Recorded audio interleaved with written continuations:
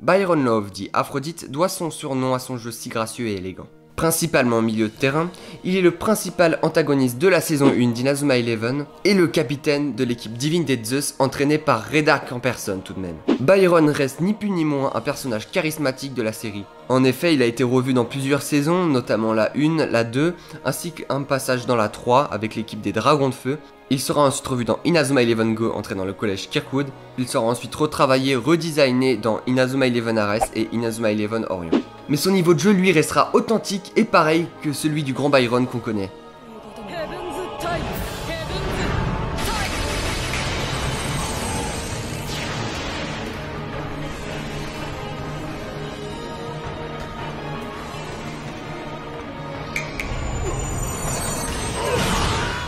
Son parcours.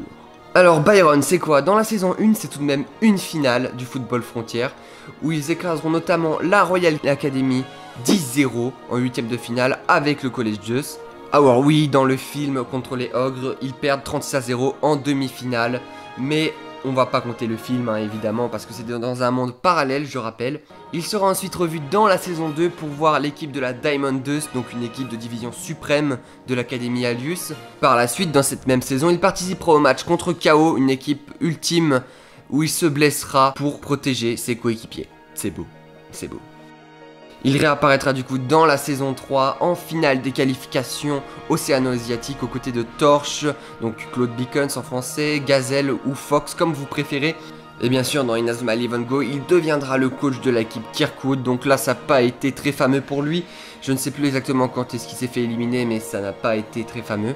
Il sera aussi revu dans un match, le match pour l'occasion des 5 ans d'Inazuma Eleven. Donc c'est un match un peu spécial qui avait réuni la plupart des joueurs emblématiques de la série de différentes saisons dans un même match. Donc ce qui opposait Best Eleven à Battle Eleven. C'était les fans de la série qui avaient pu choisir leur personnage préféré pour participer au match. Il y avait eu une sorte de vote. Et Byron en avait fait partie, il était dans l'équipe de Best Eleven, donc l'équipe qui a remporté ce match.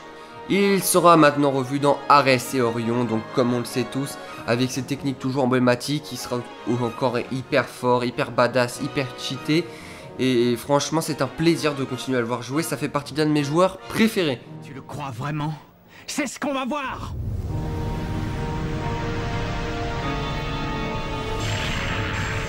Le déclic.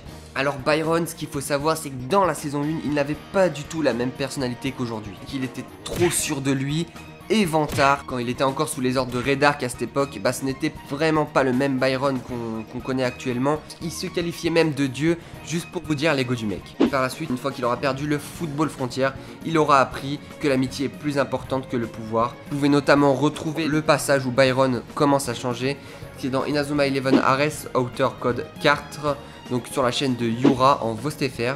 Le titre c'est Je ne suis pas un dieu. Je vous conseille d'aller le voir parce que Byron, on voit vraiment qu'il est chagriné par sa défaite du football frontière. Par la suite, Byron, à partir de la saison 2, comme on a pu le voir, il sera vraiment au service des autres.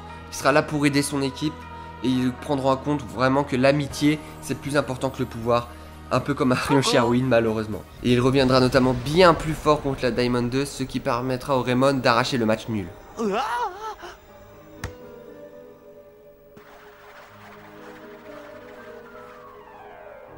Byron? Fiche technique du joueur. Alors en frappe, je lui ai mis 88, coef 1 parce que c'est un milieu de terrain. En maîtrise, je lui ai mis 94, coef 1,5 parce que c'est quand même un talent important pour le milieu de terrain. En passe, je lui ai mis 90, coef 1,5. En précision, 91. En vitesse, 89. En défense, 50. Et en physique, 80. Pour une note totale de 87 pour Byron. Donc voilà, c'est la fin de la vidéo, j'espère qu'elle vous aura plu. N'hésitez pas à me dire en commentaire si vous voulez que je fasse un autre joueur d'Inazuma Eleven, Ares, Orion ou des anciennes saisons, je ne sais pas. N'hésitez pas à me dire en commentaire donc votre joueur préféré que vous voulez que je fasse. Sur ce, c'était Rems et on se retrouve très bientôt pour une prochaine vidéo.